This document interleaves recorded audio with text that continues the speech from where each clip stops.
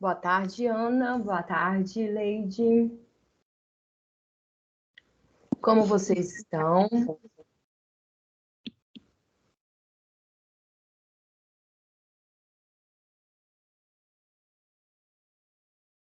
Como vocês estão nesta quinta-feira calorosa?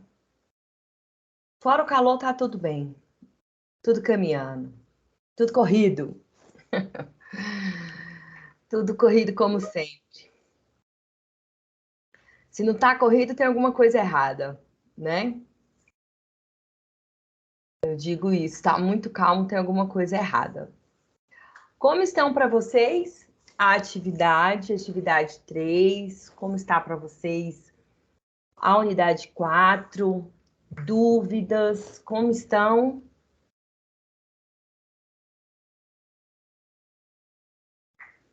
Eu estava falando e não estava conseguindo. Ué. Peço desculpas. Eu estou com bastante dificuldade. Eu te mandei um e-mail, né, sobre aquele trabalho. Mas isso, acho que a gente pode resolver depois, não tem problema. Mas era mais para entender melhor sobre os dados antigos, como que eu consigo encontrar a demanda, porque eu acho que eu só estou encontrando a oferta. Certo. No seu caso, são passagens aéreas, né? Seria, né? Mas eu até pensei em mudar para ficar mais fácil.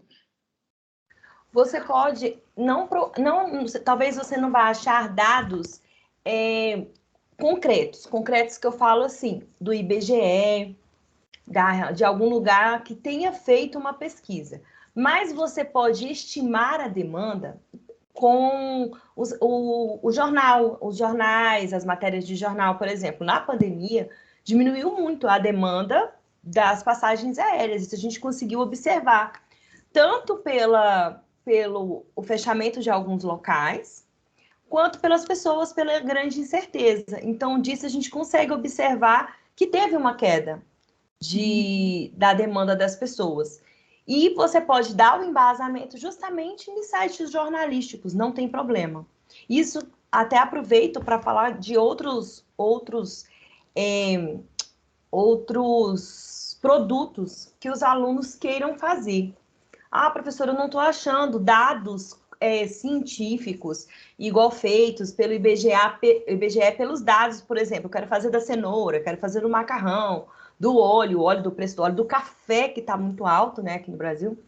Então, talvez você não encontre o preço certinho, mas você tem uma estimativa. Você consegue observar, olha, a demanda foi alta, a demanda foi baixa por conta disso, por conta daquilo, e vê em jornais.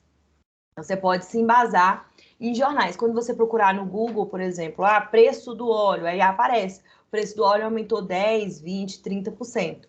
Então, você consegue fazer com esses dados. Não precisa ser os dados igual reais que eu falo, mas fidedignos igual está em pesquisas. Primeiro porque agora na pandemia, ainda vão acontecer as pesquisas. As pessoas, os principais locais que fazem essas pesquisas ainda não soltaram a pesquisa de quanto foi o índice de cada produto. Por quê? Porque justamente foi um cenário de incerteza, as coisas estão voltando. Então, justamente pode ser, isso já aproveito para tirar como está sendo gravado, para tirar a dúvida dos outros alunos também, porque no outro trabalho eu tive alunos que fizeram de outros bens e utilizaram e ficaram muito bom. Fontes de jornal. Jornal G1, Exame, Folha de São Paulo, são sites que são bastante fiéis à realidade, tá? E não é preciso fazer gráfico, não?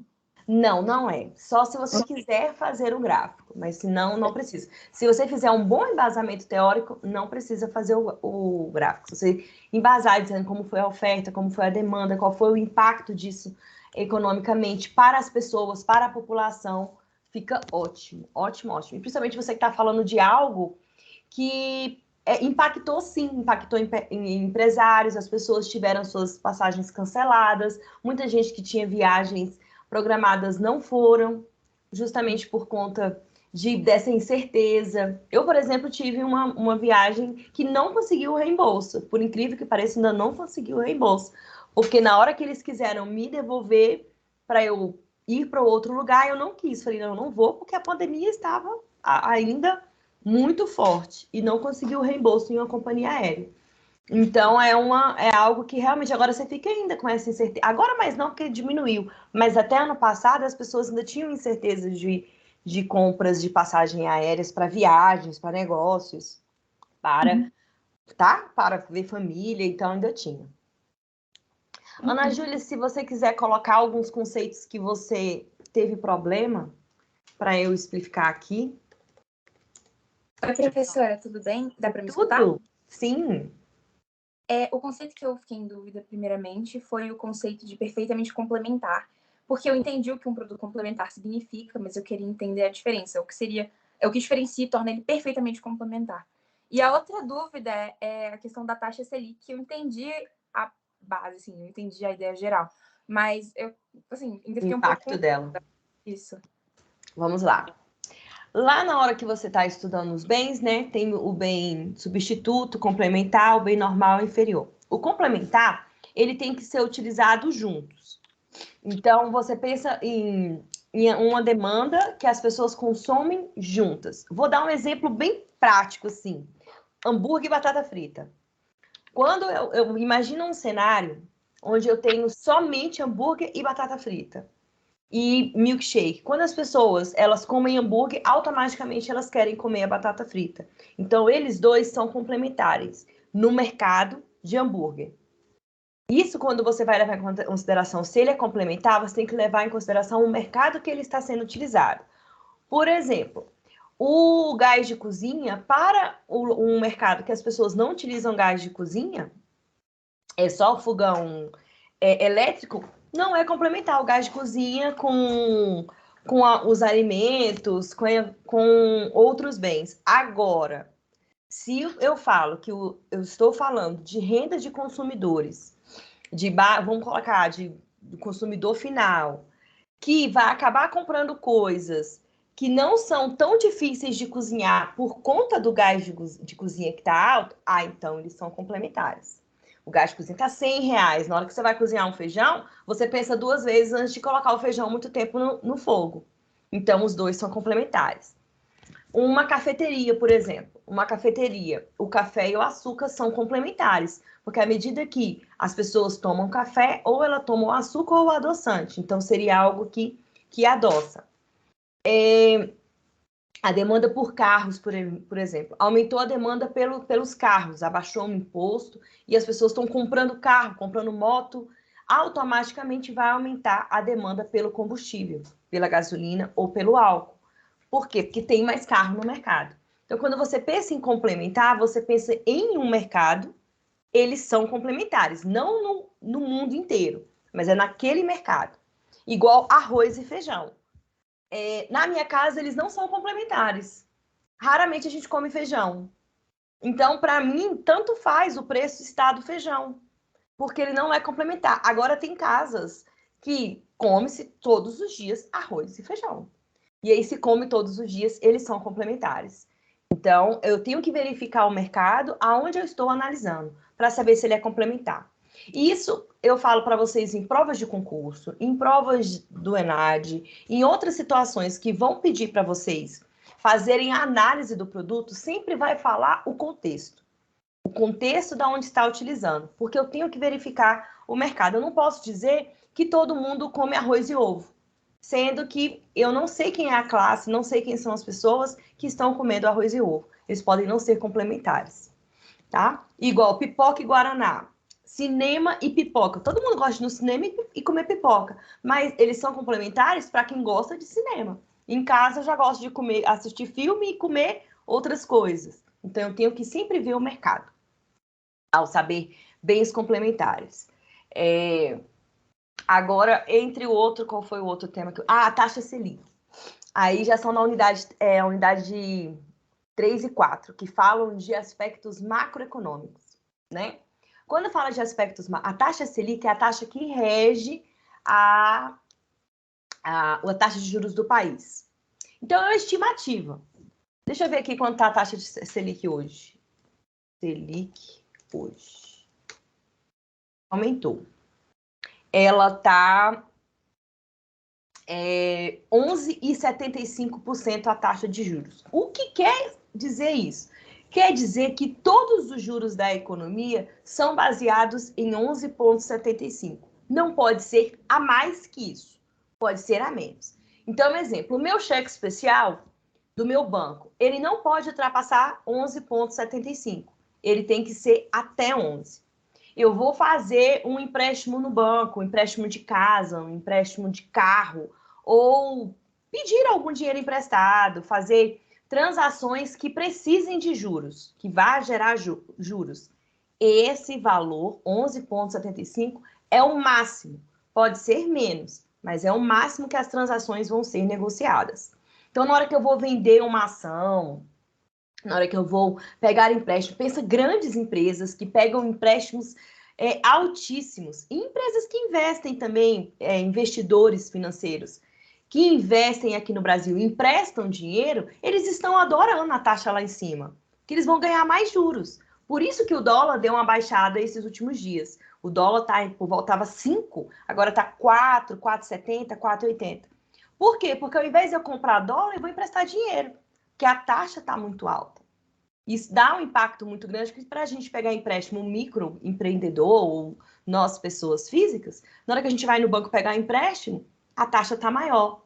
Ah, mas eu tenho um relacionamento bom, a minha taxa é 2,5 de empréstimo no meu banco. Mas se a Selic aumenta, o meu banco automaticamente vai aumentar de 2,5 para 3, para 4.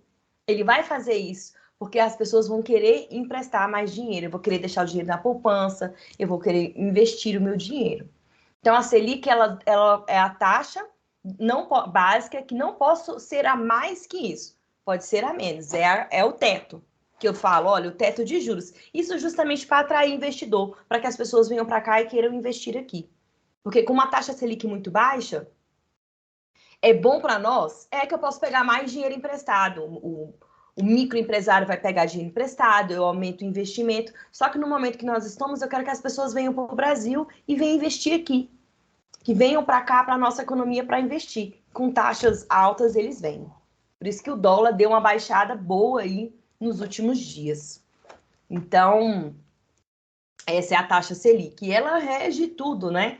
Com a taxa Selic alta, por exemplo, eu dou uma freada na inflação. Eu tento frear a inflação. Por quê? Porque o microempresário, o empresário, até grandes empresários, eles vão deixar de investir.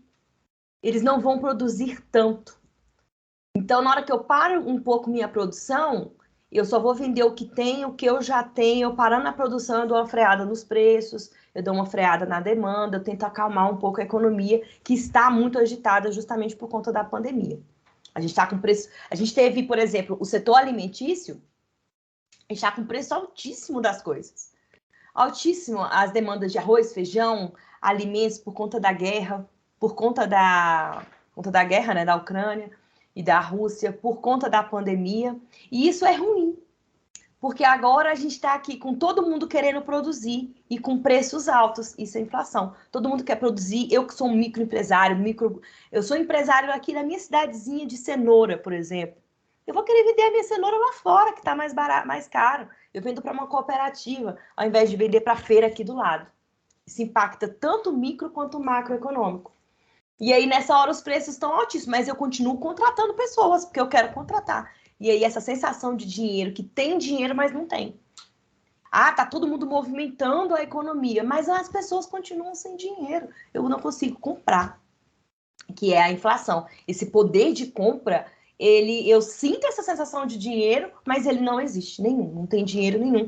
Você vê quando você vai no mercado, você vê quando você vai comprar um remédio, que você sente mesmo no bolso. Mas esse momento tende a diminuir, tende a acabar, porque a gente, né, quer que a guerra acabe essa hora. A gente, né, vai ter não vai surgir, por isso que os Estados Unidos não entram na guerra ainda, que pode criar uma recessão muito grande no mundo inteiro, com a terceira guerra mundial, ou uma guerra fria entre os países. Então, tem que deixar as coisas se acalmarem, tentar que a Rússia pare de bombardear um pouco. Pare de bombardear um pouco, não, que pare, né, de bombardear, justamente para que ela volte a ter as transações.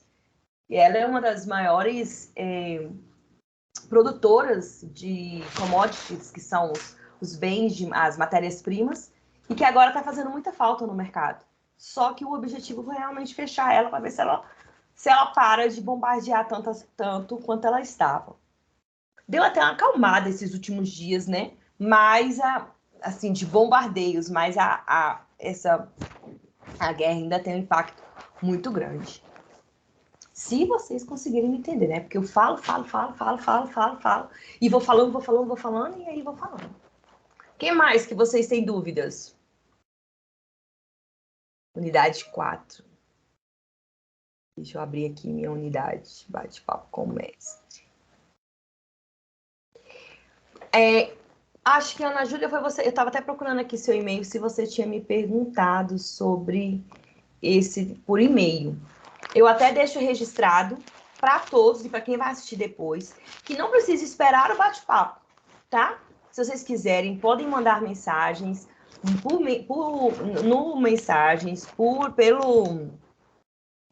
e-mail, que eu vou respondendo, tá? Já tive alguns alunos que mandaram.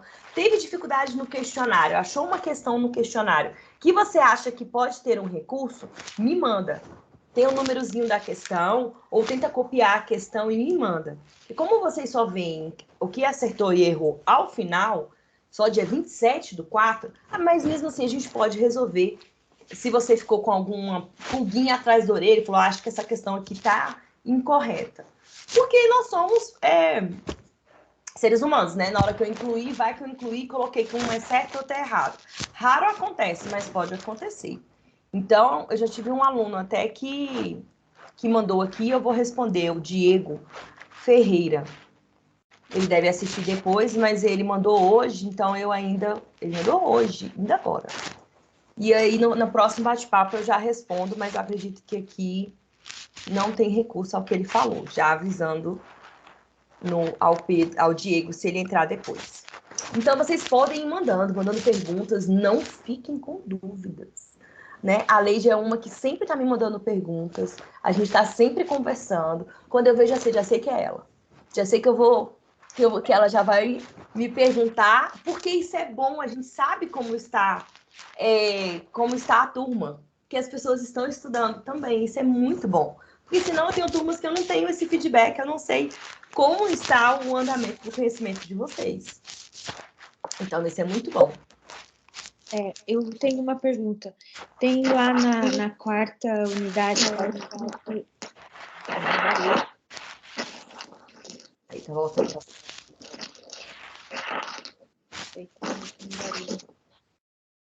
Tá um barulho. Aí. Ok.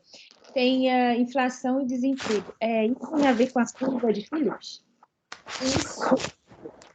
Isso, curva de Phillips, que ele fala o seguinte, igual agora, uma das coisas que eu acabei de falar. Quando a inflação está muito alta, os preços estão muito altos. E Phillips diz o seguinte, quando os preços estão altos, eu que sou empresa, eu vou querer o quê? Vender mais. Eu quero vender. Isso não quer dizer que eu venda. A minha curva da oferta, ela vai lá em cima, porque o preço está alto. O que eu vou fazer? Se eu não tenho as pessoas dentro da minha empresa, eu vou contratar. Porque eu quero produzir. Então, em contrapartida, quando a inflação está alta, o preço está alto e as empresas contratam mais para poder gerar mais produção. Então, o Felipe diz o seguinte, quanto maior a inflação, menor o desemprego. Por isso que os economistas falam que não existe um pleno emprego. Nunca vai existir onde todo mundo vai estar empregado, uma inflação baixa, todo mundo com índice de preços em sua normalidade. Porque se você for pensar, é isso que realmente acontece. Felipe disse algo que realmente acontece, que é o meu empresário, ele vai querer buscar produzir mais. Na pandemia, delivery foi uma expansão muito alta de delivery, iFood, as empresas que conseguiram... Os restaurantes que conseguiram, eles se solidificaram, contrataram mais pessoas para justamente ter esse delivery logo ali e entregar rápido. Só que agora eu não consigo manter o preço. Com a inflação alta, eu ainda continuo porque o preço da comida ainda está caro, mas daqui a pouco a curva vai se acertar e o desemprego pode acontecer quando a inflação abaixar. Então, é um dos trade-offs são problemas econômicos que como se não houvessem solução. Aí vem a política, que podem prestar atenção. Quando vocês estão vendo o jornal, passa no jornal, aí passa assim, a inflação está alta. Nunca no mesmo dia eles falam do desemprego. Podem prestar atenção. Por quê? Porque são relações que quando ele vai falar, mas o desemprego está baixo. Porque o jornal ele quer impactar, né? Um impacto que ele gera nas pessoas. Então, quando ele fala que a inflação está alta, já é para falar que aquilo é um problema, que são problemas econômicos, o preço está muito alto. E aí, se ao mesmo tempo ele falar que é porque por conta da inflação o desemprego está baixo, as pessoas que não conhecem a economia vão ficar, ué, mas não estou entendendo.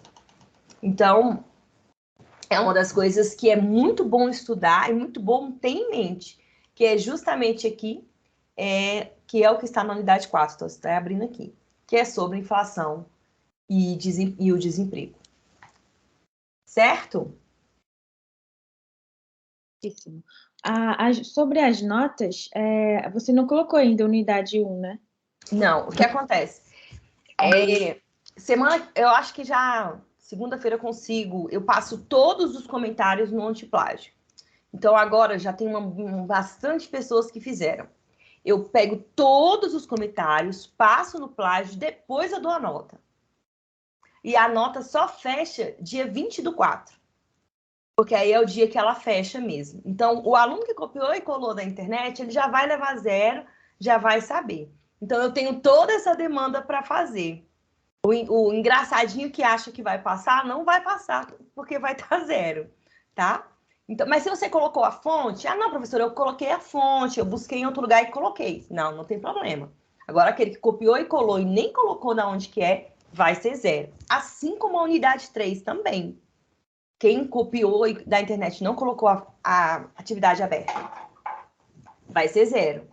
Então, eu passo todos, e não é rápido. Eu pego um arquivo, coloco no plágio, ele demora um pouquinho para trazer. Então, eu vou ver se a partir da semana que vem eu já consigo ir dando notas parciais, não fechadas, tá? Parciais. Aí, dia 20 mesmo, dia 21, a gente começa a correção para fechar as notas, tá? Porque aí dá tempo de quem quiser melhorar a nota, melhorar também. Mas assim, e essa é uma turma muito grande, então são muitos comentários. Mas vai dar certo. Vai dar certo. Tem que dar. Tem que dar. Certo, povo? Meia horinha.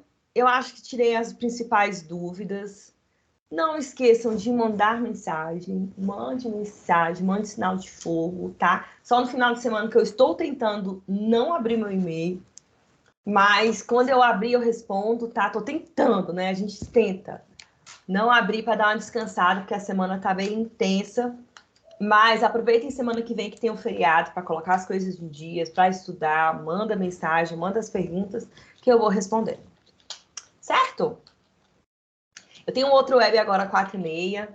Então, eu desejo um ótimo final da semana para vocês, que hoje já é quinta. Da Ana Júlia, e Lucas também estava aqui, e Leite também. Um ótimo final de semana. Dúvidas, dúvidas, dúvidas. Me mandem as dúvidas. Dúvidas, dúvidas, dúvidas. Podem me mandar. Obrigada, Ana Júlia. Boa semana. Vou deixar gravado, tá? Então, vou deixar o link lá pra gente assistir. Beijos. Até semana que vem.